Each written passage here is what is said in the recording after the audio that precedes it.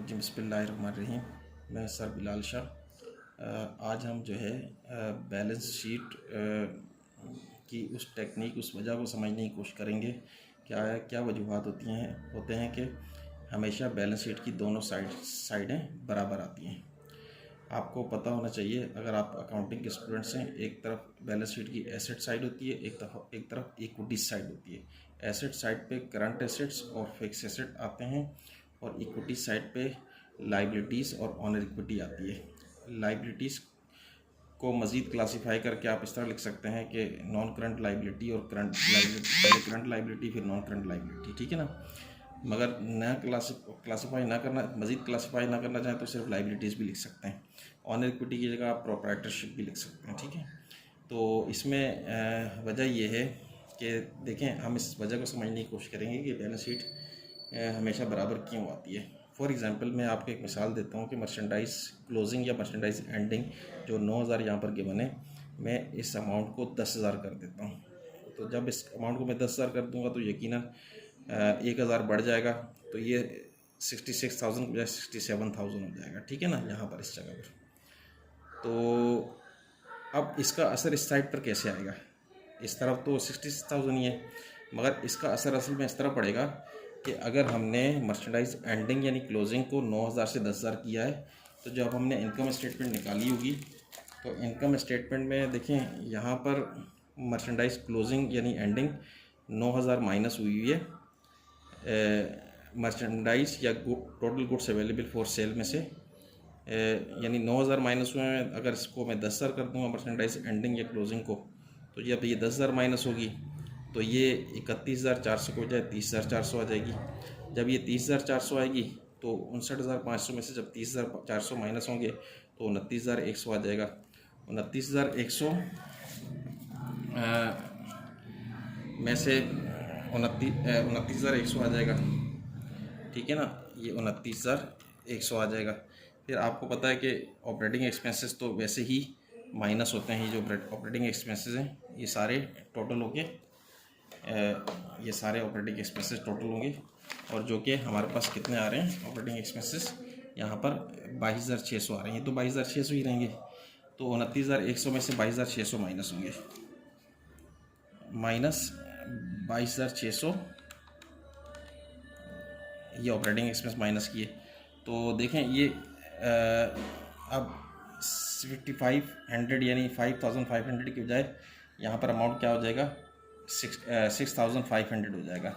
जब 6,500 में हम 3,000 प्लस करेंगे अदर इनकम प्लस करेंगे, तो ये 3,000 प्लस की, तो ये 9,500 यानी 8,500 की बजाय 9,500 हो जाएगा। यानी कहने का मतलब है कि अगर मर्चेंडाइज एंडिंग में यहाँ पर बैलेंस शीट में 9,000 के बजाय 10,000 करूँगा, तो इनकम स्टेटमेंट में भी मुझे 10,000 करनी पड़ेगी, जिसकी वजह से हमारे पास यहाँ पर 8,500 के बजाय 9,500 नेट इनकम आ जाएगी। और देखिए नेट इनकम यहाँ पे प्लस करनी होती है। देखिए यहाँ पर 8,500 आई हुई, तो 8,500 प्लस की हुई है। जब क्लोजिंग मर्चेंडाइज क्लोजिंग हम बढ़ा देंगे तो नेट इनकम भी बढ़ जाएगी, 9,500 हो जाएगी। तो जब यानी 1,000 इस तरफ बढ़ा तो 1,000 इस तरफ भी बढ़ गया, तो दोबारा बैलेंस दोनों का 67,000 आ जाएगा, ठीक है ना।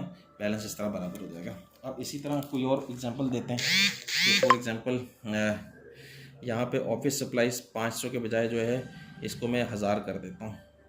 अगर मैं इसको 1,000 कर देता हूँ तो यहाँ पे 500 बढ़ जाएंगे, यानी पहले 500 थी, इसमें 500 प्लस है, तो इसको मैं 1,000 कर दिया। तो इसके अंदर यानी 500 मैंने बढ़ा दिए यहाँ पर, तो इसके टोटल में भी 500 बढ़ जाएंगे। ये कितना हो जाएगा, 66,500 हो जाएगा। अब इस तरफ अब हम जो है ना इसको ऑफिस सप्लाईज जो है 500 के बजाय 1,000 कर देते हैं, यानी 500 बढ़ा दिया मैंने, तो ये भी 66,500 हो जाएगा यहाँ पे टोटल। अब आया इस तरफ, इसका क्या असर आएगा, तो क्या इस तरफ भी 66,500 हो जाएगा। ज़रूरी नहीं कि एक असर जो दोनों तरफ आए, बाज़ औक़ात असर वहीं पे रहता है, ठीक है ना, एक साइड पे ही, यानी बैलेंस शीट का बैलेंस बराबर होना शर्त है। अब जैसे मिसाल के तौर पे ऑफिस सप्लाईज है 500, अगर यहाँ पे बढ़ी है यानी 1,000 की है तो 500 बढ़ाइए ना, तो इसका मतलब है कि ऑफिस सप्लाईज ख़रीदी गई है, ठीक है ना। अगर ऑफिस सप्लाईज ख़रीदी जाएगी तो जाहिर सी बात है आपको कैश देना पड़ेगा। जब आप कैश देंगे तो कैश में 500 बढ़ जाएगा, कम हो जाएगा, सॉरी, कैश में 500 कम हो जाएगा, ठीक है ना।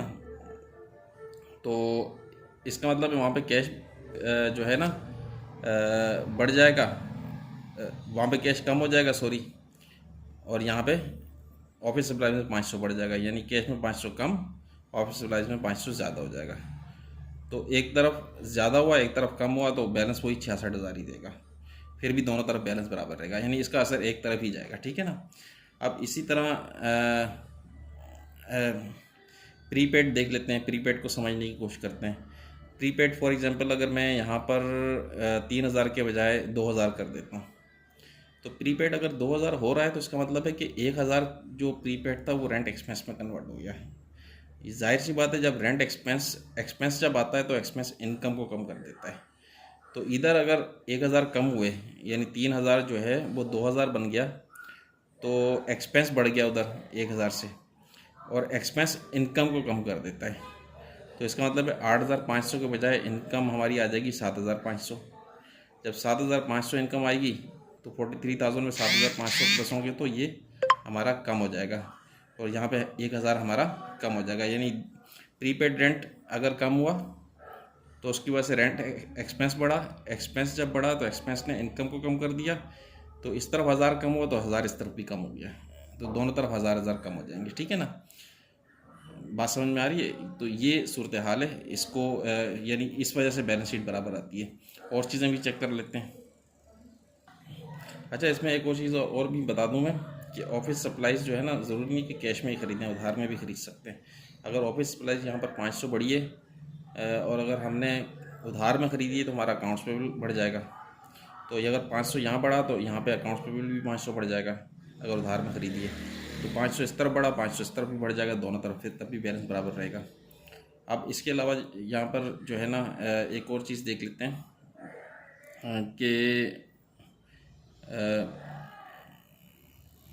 अकाउंट्स पेबल जो है को कम करके देखता हूँ मैं, ठीक है ना। अकाउंट्स पेबल फॉर एग्जांपल अगर कम हो रहा है, ठीक है ना, तो अकाउंट्स पेबल क्यों कम हो रहा है, इसका मतलब है कि यहाँ पर अगर मैं फ़र्ज़ करें कि 13,500 अकाउंट्स पेबल, इसको मैं 10,000 कर दूँ तो 3,500 अकाउंट्स पेबल यहाँ पर जब कम होगा तो 3,500 यहाँ पर टोटल में भी कम हो जाएगा। तो 3,500 यहाँ पर कैसे कम होगा, 3,500 इस तरह कम होगा कि अकाउंट्स पेबल जब कम होगा ना 3,500 से, तो 3,500 अकाउंट्स पेबल आपने पे किया तभी कम हुआ है।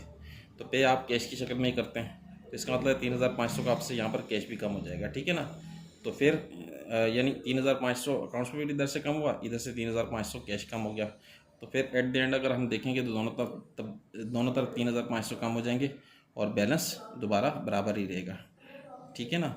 तो ये चंद एक वजूहात थी जो कि मैं आपके साथ डिस्कस करना चाह रहा था कि ये वजूहात होती हैं। इस तरह आप तमाम अकाउंट्स की करके देखें, हर एक का असर दोनों तरफ जाता है, या बाज़ औक़ात किसी चीज़ के कम या ज़्यादा करने का असर एक तरफ भी रहता है, यानी हमारा बैलेंस बराबर होना शर्त है।